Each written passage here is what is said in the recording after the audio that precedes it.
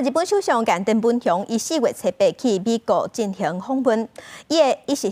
先和美国总统拜登进行双边会谈，要提升两国的同盟关系。伊若续落来，菲律宾的总统小马可仕嘛会参加，会出现历史上头一场美国、日本、菲律宾的高峰会，要联手对抗中国。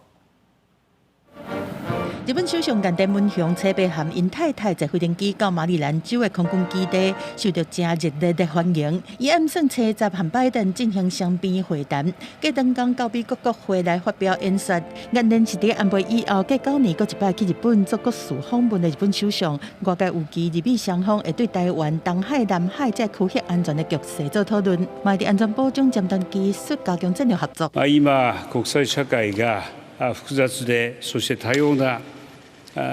課題を抱える中にあって、また日本をめぐる安全保障環境が厳しさを増す中にあって、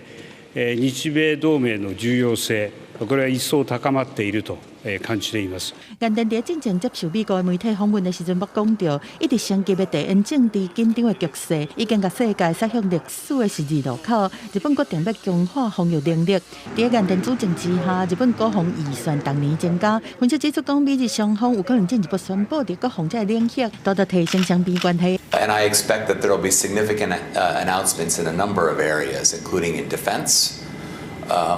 Also, cooperation on space exploration and space security. 除了扩大和美国的合作，菅田11嘛会伫华府参加第1摆办的美日菲三方峰会，甲对抗中国的战线对东亚串联到东南亚。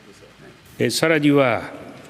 法の支配に基づく自由で開かれた国際秩序を守るということにおいて、この三国の連携は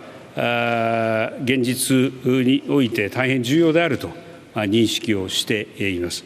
菲律宾和中国最近伫南海是真侪摆拢爆发争端，有美国高级官员讲，拜登会伫即摆峰会对仁爱暗杀4个利亚的局势表示关心，嘛强调美菲共同防御条约会当用伫南海，无排除伫中国攻击菲律宾的时阵会来反击。学者认为讲，美日菲第1摆进行的三方峰会是正明显的向中国放出强烈的警告。公司新闻张回斌编译。